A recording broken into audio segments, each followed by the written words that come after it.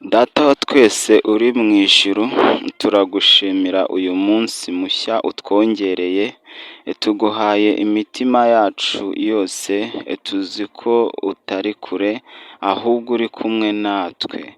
Uwiteka uyu munsi tukuragije mbere y'uko dutangira imirimo yacu yose, utubere umurinzi n'umuyobozi mu nzira zacu, tuzi ko umutekano wacu uri mu biganza byawe, kandi ntacyo tuzatinya kuko uri Data utwitaho.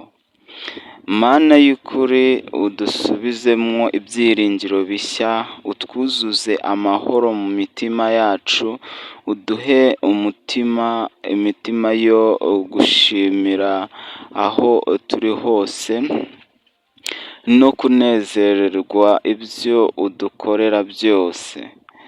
Dukomeje kwizera mu izina rya Yesu Kristo umucunguzi wacu, kandi twemera ko uyu munsi tuwunyuramo turinzwe n'ukuboko kwawe, turinzwe n'abamarayika bawe, dufite umunezero n'amahoro atarondoreka. Amen.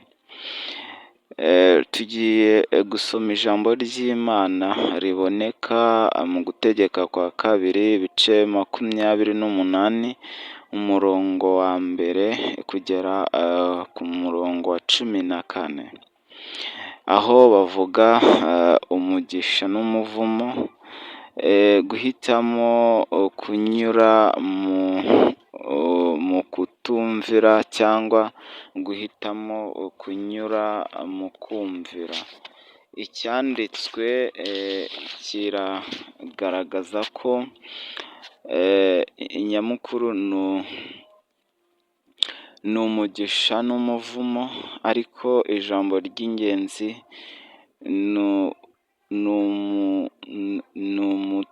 ni utumvira ijwi ry'Uwiteka, ibihano azahura nabyo, ndetse n'ibyiza cyangwa se imigisha uwumvira Uwiteka cyangwa se uwumvira ijwi ry'Uwiteka azahura nayo.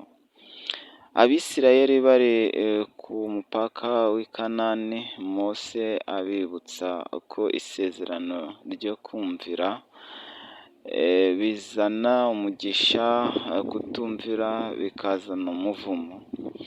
Natwe uyu munsi Imana itwifuzaho umutima wumvira n'imibereho yubahiriza ijambo ryayo.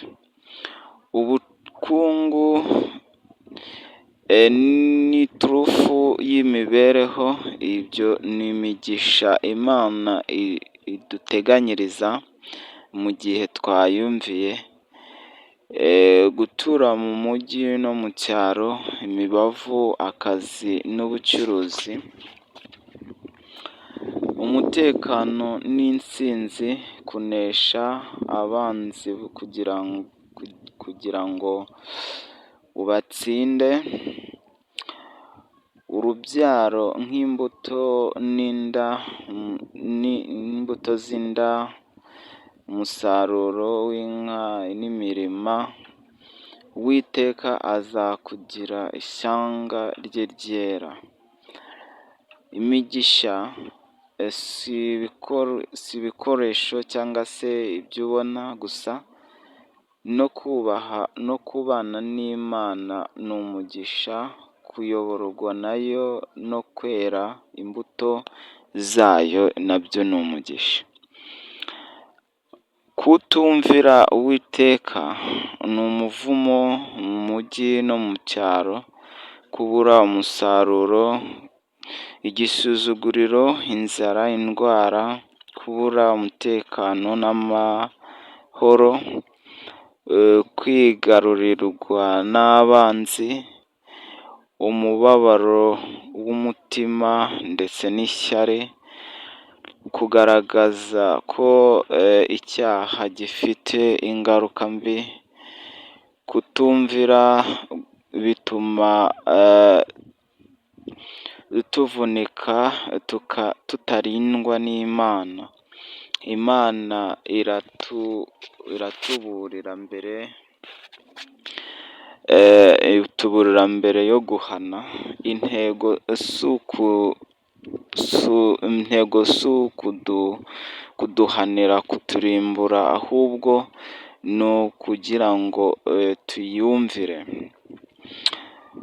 Mu isezerano rishya Kristo yaraducunguye, adukuraho umuvumo kugira ngo tubone umugisha wa Aburahamu, bityo duhabwa umwuka wera no kubaho mu butungane.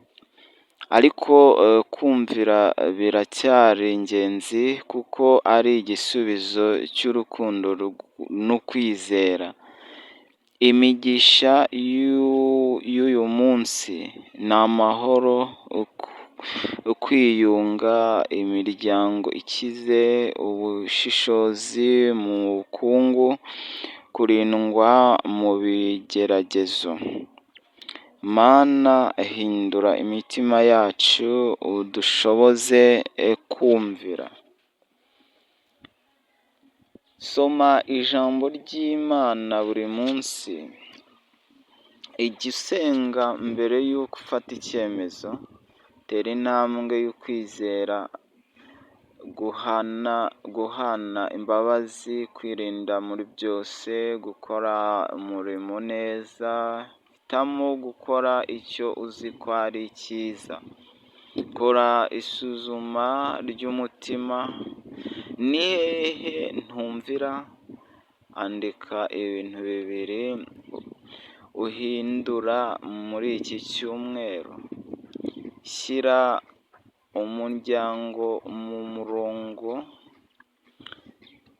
Gusengera hamwe, gusangira ijambo ry'Imana byibura 3 mu cyumweru, gushyiraho amahame y'urugo, ukuri, isuku, umurimo, kubabarirana.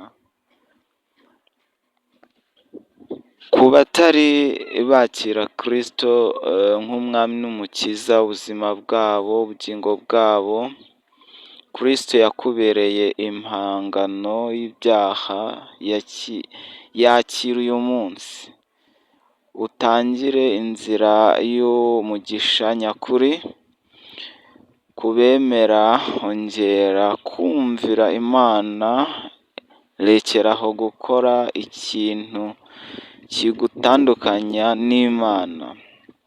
Uwiteka Mana, turagushimira ko udutoza inzira z'umugisha, kumvira mu bitekerezo, mu magambo no mu bikorwa. Yesu, uraducunguye, udutandukanya n'icyaha, uduha Mwuka Wera mu mitima yacu. Uduhe imbaraga zo kumvira, uduhe amahoro, wubake imiryango yacu n'umurimo wacu, kandi uce inzira aho zitari, mu izina rya Yesu Kristo. Amena.